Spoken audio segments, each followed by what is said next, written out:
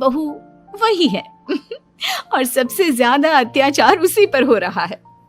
माँ जी, ये लीजिए आपकी चाय। अरे बहू, तूने इतनी ज्यादा चीनी क्यों डाल दी चाय में? हाय हाय माँ जी, मैंने तो उतनी ही मीठी बनाई है जितनी मीठी आपको पसंद है। माँ जी, आपको तो मेरे हाथ की चाय अच्छी ही नहीं लगती। जब देखो कुछ न कुछ कमी निकाल ही देती हो। अरे बहू, तू एक बात के पीछे ही पड़ जाती है। मैंने ऐसा कब कहा कि तू रोज चाय खराब बनाती है? सरिता अपने कमरे में चली जाती है और फोन उठाकर अपनी माँ से बात करती है। हेलो माँ, कैसी हो आप? क्या कर रही हो? मैं तो ठीक हूँ, पर तू बता तेरा मूड कैसा है? तेरी आवाज से लग रहा है कि कुछ तो हुआ है तेरे ससुराल में। अरे क्या बताऊँ माँ, यहाँ तो हर समय मेरे साथ बहुत बुरा व्यवहार होता है। मैंने अपनी सास के लिए इतनी अच्छी चाय बनाई, लेकिन मेरी सास चाय पीते ही मुझे 4 बातें सुना दी। बेटी, तू इतनी छोटी छोटी बातों पर ध्यान ही क्यों देती हो? तुम्हारी सास ने कुछ बोल भी दिया तो क्या हो गया, वो बड़ी है ना तुझसे। माँ ने इतना समझाया, लेकिन इस बात का सरिता पर कोई असर नहीं हुआ। अपनी बेचारी बहू की छवि वो बदलना ही नहीं चाहती।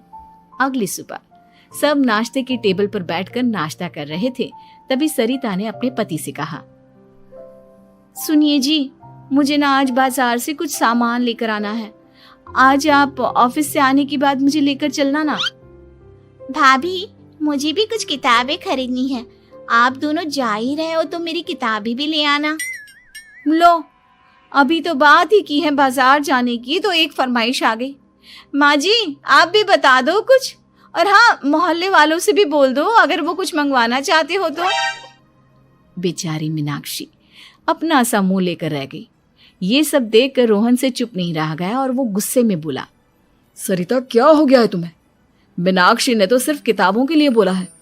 तुम्हें मीनाक्षी से इस तरह से बात नहीं करनी चाहिए। माफी मांगो उससे अभी। क्या? मैं माफी मांगू? दिन भर आपके घर के काम करूं मैं, आपकी और आपके घर वालों की बातें सुनूं मैं, और अब माफी भी मैं मांगू? ऐसा कभी नहीं हो सकता। ये बोलकर सरिता वहां से चली जाती है। एक दिन उनकी पड़ोसन घर आती है। अरे सरिता, क्या कर रही है? और क्या करूंगी भाभी जी, बस घर का काम ही कर रही हूँ। आप बताओ कैसे आना हुआ? अरे मैं तो तुम्हारा हालचाल पूछने आई थी, लेकिन तुम तो बिजी लग रही हो। कोई बात नहीं, मैं बाद में आ जाऊंगी। और क्या करूं भाभी जी, जब से शादी होकर आई हूँ ना, बस काम ही कर रही हूँ। और इस घर में ना कोई मेरी कदर नहीं करता। पति है जो बस घर से ऑफिस, ऑफिस से घर। ननद को तो कॉलेज से फुर्सत नहीं। बची सास तो उनका सारा समय मेरी गलतियां निकालने में लग जाता है। अरे ये क्या कह रही हो सरिता? तुम्हारी सास तो पूरे मोहल्ले में तुम्हारी तारीफ करती फिरती है कि तुम बहुत अच्छी हो, पूरा घर तुम्ही ने संभाल रखा है। हाँ तो क्या हुआ, इसमें गलत क्या कहती है? सच्ची तो कहती है। मेरी मर्जी के बिना इस घर का पत्ता भी नहीं हिलता। शाम को जब रोहन घर आया तो उसने सबसे कहा, कल हम सबको मौसी जी के घर जाना है। उनकी बेटी की शादी है। सब अपनी अपनी पैकिंग कर लो, सुबह होते ही निकल जाएंगे। और सरिता, तुम कान खोलकर सुन लो, वहां जाकर किसी की बुराई भलाई शुरू मत कर देना, नहीं तो मुझसे बुरा कोई नहीं होगा। हाय हाय जी, आप तो ऐसे कह रहे हो जैसे मैं सुबह शाम सबकी बुराई करती फिरती हूँ। आज तक कोई कह नहीं सकता कि मैंने किसी की पीठ पीछे किसी के बारे में कोई बुरी बात बोली हो तो। अरे बस बहू, बात को और ज्यादा आगे मत बढ़ा। हमें सब पता है तू हमारे साथ क्या व्यवहार करती है। ये बात घर तक रखना, शादी में किसी को कुछ मत बोलना, नहीं तो सब कहेंगे कि शांति की बहू कितना बोलती है। हाँ हाँ, सब कुछ तो मैं ही बोलती हूँ ना। आप लोग तो हर समय फूलों की बारिश करते रहते हो मेरे ऊपर। सारी गलती मेरी है जो मैं इस घर में आई। सबका कितना ध्यान रखती हूँ, लेकिन फिर भी मेरी तो आप लोगों की नजर में कोई कदर ही नहीं है। अगली सुबह सब लोग मौसी जी के घर पर चले जाते हैं। वहां पर शादी का माहौल होता है। सब जगह चहल पहल होती है। बहुत सारे मेहमान आए हैं। सरिता को वहां बहुत अच्छा लग रहा है। वो अपने मन में सोचती है, यहाँ कितना अच्छा लग रहा है, कितनी रौनक है। मैं यहाँ किसी से ज्यादा बात नहीं करूंगी। अगर मेरे मुंह से कुछ ऐसा वैसा निकल गया तो रोहन जी तो मुझसे गुस्सा हो जाएंगी। सरिता ये सब सोच ही रही थी कि वहां रोहन की कजिन साक्षी आ गई और सरिता से बोली, आप सरिता भाभी हो ना?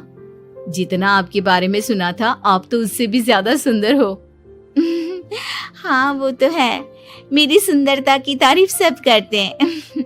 मेरे मायके में तो सब यही बोलते हैं कि रोहन जी की किस्मत बहुत अच्छी है जिन्हें मैं मिली। लेकिन आप कौन है? मैंने आपको पहचाना नहीं। मैं रोहन भैया की कजिन हूँ। आपकी शादी पर नहीं आ पाई थी ना, इसलिए आप मुझसे मिली नहीं कभी। शांति मौसी और मीनाक्षी आपकी बहुत तारीफ करते हैं। क्या कहा तुमने? मेरी तारीफ? कभी नहीं। मेरे ससुराल वाले कभी मेरी तारीफ कर ही नहीं सकते। मैं इतनी अच्छी हूँ, मेहनती हूँ, लेकिन उन्हें तो मेरी कदर ही नहीं। सारा दिन घर का काम करती हूँ, फिर भी मेरी सास ना मुझे सुनाती रहती है और पति भी मेरी सास की साइड लेते हैं। ना कभी बाहर ले जाते हैं ना कहीं घुमाने। अगर घुमाने के लिए कभी बोल भी देना तो उनकी बहन बीच में आ जाती है। मैं कैसे रह रही हूँ उस घर में ये मैं ही जानती हूँ। सरिता की ये बातें सुनकर साक्षी को बड़ी हैरानी हुई। अब वो हर किसी के सामने अपनी बढ़ाई और ससुराल वालों की बुराई करने लगी। रोहन और शांति को सरिता पर बहुत गुस्सा आया, लेकिन वो चुप रहे। अगले दिन जब वो अपने घर पर आए, सरिता, तुमने क्यों सबके सामने मेरी इज्जत का तमाशा बनाया? तुमसे बोला था ना कि चुप रहना। अजी ऐसा भी क्या कह दिया मैंने जो इतना भड़क रहे हो? तुम जहां जाती हो अपना रोना शुरू कर देती हो, कभी किसी दूसरे की बात ही नहीं सुनती, बस अपनी कहती रहती हो। तुमने सबके सामने हमारा तमाशा बनाकर रख दिया है। हे भगवान, मुझे अपने पास बुला ले। जिस घर में मेरी कदर ही नहीं उस घर में मेरा क्या काम? अरे क्या करूंगी मैं यहाँ रहकर? जो भी आता है मुझे सुनाकर चला जाता है। मैं तो किसी से कुछ नहीं कहती। सीधी सादी बहू मिल गई है ना सबको, तो जो जी में आए वो करो। सरिता ने अपने आगे किसी को कुछ बोलने ही नहीं दिया और उस दिन भी उसने सबके सामने खुद को बेचारी बना ही दिया। अगले दिन मीनाक्षी कॉलेज के लिए लेट हो रही थी, इसलिए वो हर काम जल्दी जल्दी कर रही थी। अपना नाश्ता लेने किचन में गई और पतीले में रखे गरम दूध को गिलास में डालने लगी। दूध का पतीला उसके हाथ से छूट गया और गरम गरम दूध उसके हाथ पर गिर गया। ओए माँ, हाय मेरा हाथ, माँ मेरा हाथ जल गया। मीनाक्षी की आवाज सुनकर सरिता दौड़ती हुई आई। ये क्या किया तुमने? तुम्हें नाश्ता चाहिए था तो मुझसे बोल देती, मैं क्या मना करती थी? अब पता नहीं कितने दिन की मुसीबत पाल ली तुमने। सरिता मीनाक्षी को उसके कमरे में ले गई और उसका बहुत ख्याल रखा। उसका इस तरह से ख्याल रखना शांति और रोहन को थोड़ा अजीब लगा। माँ, सरिता के दिमाग का भी कुछ पता नहीं। कल शादी में सबको इतना कुछ बोल कर आई है हमारे बारे में, और अब मीनाक्षी की कितनी अच्छी देखभाल कर रही है। ये ऐसा क्यों करती है? बेटा, तेरी बीवी की ना आदत हो गई है सबके सामने खुद को बेचारी दिखाने की, और आदत इतनी जल्दी नहीं बदलती। जब ये बोलना शुरू करती है तो रुकने का नाम ही नहीं लेती, इसलिए इसे पता ही नहीं चलता कि ये किसके सामने क्या बोली जा रही है। लेकिन दिल की बहुत अच्छी है। हमें भी अपना दिल बड़ा करके ये जैसी है इसे स्वीकार करना चाहिए।